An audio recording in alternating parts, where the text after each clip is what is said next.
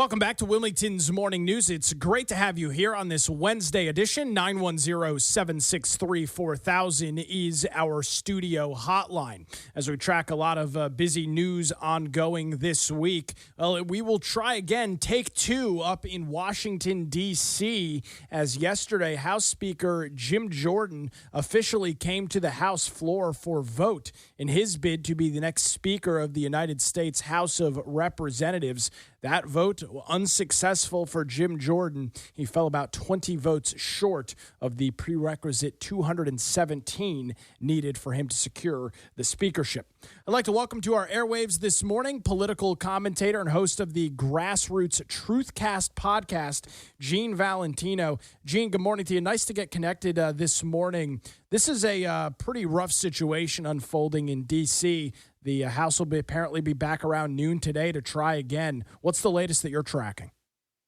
Yeah, thanks for having me, Nick. It's really unprecedented, isn't it? I mean, you have a dysfunctional House of Representatives sitting against the backdrop of Israel jihadist terrorists hitting Israel from all sides, and we're looking to try to put some funding together to maybe help Israel out. And technically we can't until we get a house in operation.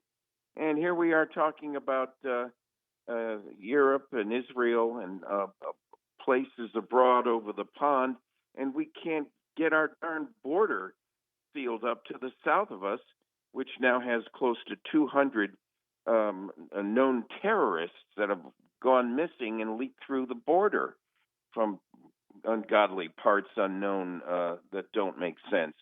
So we're getting hit from all sides. But to answer your question, the second round is coming up sometime today, presumably this morning, and that Jim Jordan must clear the 217 vote threshold if he expects to be Speaker.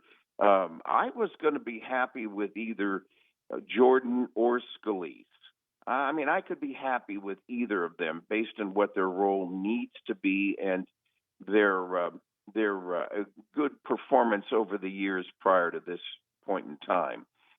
Jim Jordan, in particular, with the House Oversight Committee and what he's uncovered with the Biden crime family and everything going on there, for example, is just proof positive that the guy's a worker bee and knows how to get it done. Watch out. He may, in fact, fix Washington, D.C., and some rhino Republicans may be scared of that. Yeah, you've got about 20 or so members that did not vote for Jim Jordan in the first ballot. There were 7 votes for Majority Leader Steve Scalise, who bowed out of that race last Thursday and said that he was not going to and was not fighting and vying for that speakership. 6 other lawmakers voted for former House Speaker Kevin McCarthy.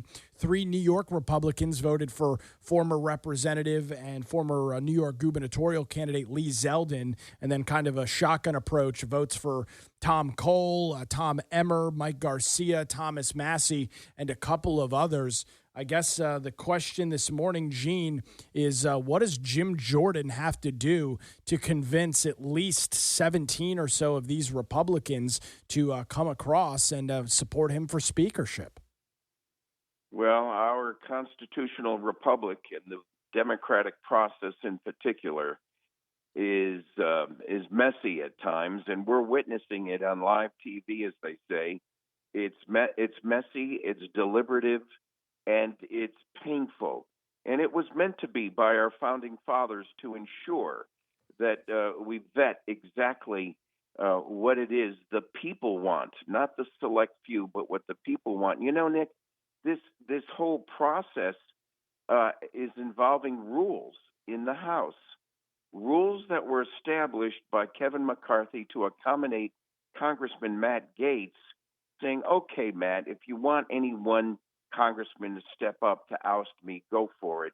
I'll agree to that rule. Under Nancy Pelosi, for a decade or whatever it was prior, she had made the rules more complicated that would require 6 to a dozen people to have to step up and align together before any motion could be brought to the floor to actually oust the House Speaker. Said differently, Pelosi was protecting herself from a potential impeachment. And what happened is she created her own cabal within the Democrat Party, and all of the Democrats had to follow along. Is it no small coincidence? The Republicans, some of whom are showing individuality and asserting it, whether we like it or not, are coming out and showing themselves. But the Democrat Party at the other extreme on the other side is like the Stockholm Syndrome, for God's sake. They're in lockstep, just following the person's step in front of them. They all vote the same way. You don't see one renegade going astray within the Democrat Party. Does that mean they're all of the same mind, or are they being forced to lock into a certain manner based on the leadership? Otherwise, they'd pay the price if they didn't. They'd lose money. They'd lose support for whatever their bills are that they're trying to bring forward to the House floor. It's a deliberative process that's gotten messy over the years. We need to go back to a constitutional amendment where each congressman has a term of office, not unlimited, like some of these people been there over 40 years who are in their 80s. And we need a constitutional amendment that guarantees we have a border that's protected, and most important of all, Nick, a balanced budget. And none of these issues are being addressed right now because personal angst between certain congressmen comes before the greater good of the people, and that's what should be upsetting everybody. Gene Valentino is our guest here this morning. Gene, I've kind of coined a phrase. I'm sure I stole it from somebody, but I can't ever find it online anymore. One of the greatest strengths on the Republican and conservative side of the aisle, it kind of cuts both ways. We have individualism. I think it's our greatest strength, but can also be our greatest weakness. And I think you're seeing a little bit of that right now with when Steve Scalise announced just 2 days after he received 113 votes in the Republican caucus that there were still too many folks that had their own agendas. I think you're seeing the ugly side of that individualism, and I think you saw that on display yesterday in Washington as well. When Matt Gaetz threw the grenade into the pond, Israel had not yet been attacked. And now the United States government, it needs to be in full strength and forced and show its leadership in the world. And we can't because we don't have a well-running Congress yet. And we have an administration which arguably lacks the leadership it should have. And even a lot of the Arab nations have canceled their appointment to meet with President Biden in the last 24 hours. Outside of the situation in Israel, bringing it back domestically here this morning, Gene, we are about 30 days away from another government shutdown. A 45-day continuing resolution was passed in late September. The clock is ticking on that for mid-November. From what I understand, with Patrick McHenry as the Speaker pro tem right now, he doesn't have the ability to have any sort of movement on that. If there's no House Speaker, you can 100% guarantee a government shutdown. The House can't operate. Yeah, if Patrick McHenry comes in, they can set guidelines and rules or governing thresholds of how far he can go as a pro tem Speaker. That is true. But this is exactly what I was saying before. They need to get in there and get away from these continuing resolutions. A continuing resolutions just extends the pain further and increases the debt. That's why the Republicans were trying to have a balanced budget in place 2 or 3 months prior to the deadline. None of this crap right up to the 11th hour where you've got a 4,000-page bill that you've got to read within 24 hours of the deadline, and in it is all kinds of junk you don't support, but has to be passed through at the last minute and increases the debt of this nation, and you're buying into things on the minorities are buying into issues in that resolution that they necessarily don't want but have to pass just to get it through to continue government running is an absolute obscene way to run a shop. You and I would not run our businesses that way. We wouldn't run our businesses that way. We wouldn't run our own personal finances that way. I'm a little concerned right now, Gene, with the timeline. Obviously, I'm not here advocating for a continuing resolution. But if this process continues to stagger and lag out up in D.C., I mean, the reality is, Jim Jordan's going to get in there and in 5 days have something ready to go and on the House floor. It seems like he's up against something insurmountable unless they get him in here within the next couple days. Nick, you nailed it. That's exactly what Kevin McCarthy was facing, too.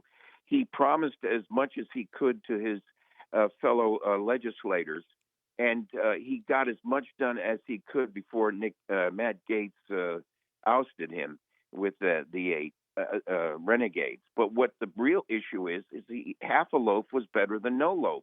He was moving the mountain, got it partially there, and then they ousted him.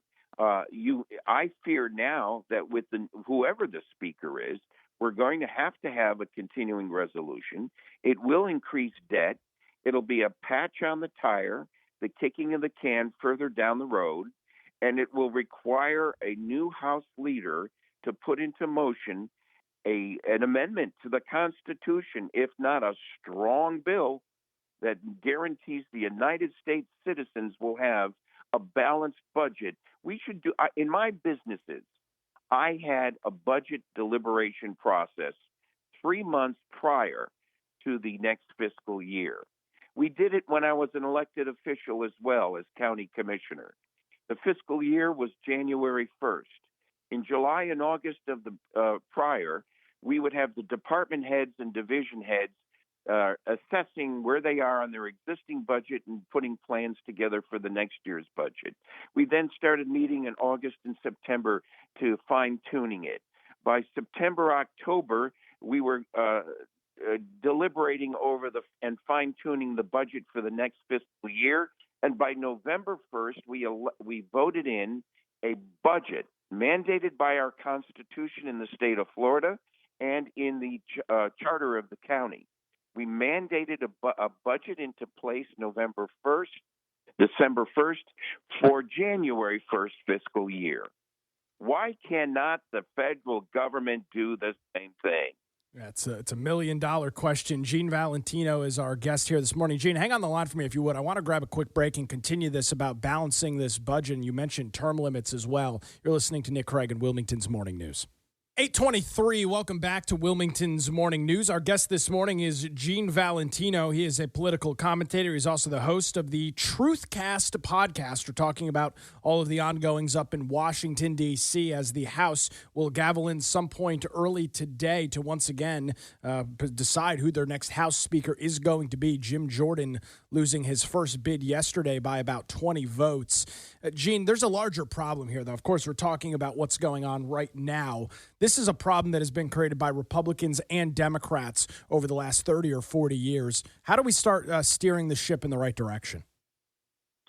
Well, we start with some constitutional amendments, but I don't see it happening with the existing structure in the House of Representatives and the Senate. So that's why we have a safety valve. It's called the Convention of States. And if they step up and can organize, our Constitution allows for the ability for our Constitution to be revised. We must protect ourselves sometimes from ourselves. And in this case, the structure we created has become encumbered by people who set rules for me and not for thee, meaning they've created their own little organizational structure up there. And once our representative gets up there promising to the world in his campaign district that he's going up to Washington to represent you, but once he comes through the gates and the doors into Congress, it's like some sort of trance or hypnotic overthrow occurs, and they forget what they promised you, and they become part of some cabal up there that's moving in a different with different rules. And the answer is we must make sure that our representatives are representing us. I have a website called GeneValentino.com, and on it is the Grassroots Truthcast.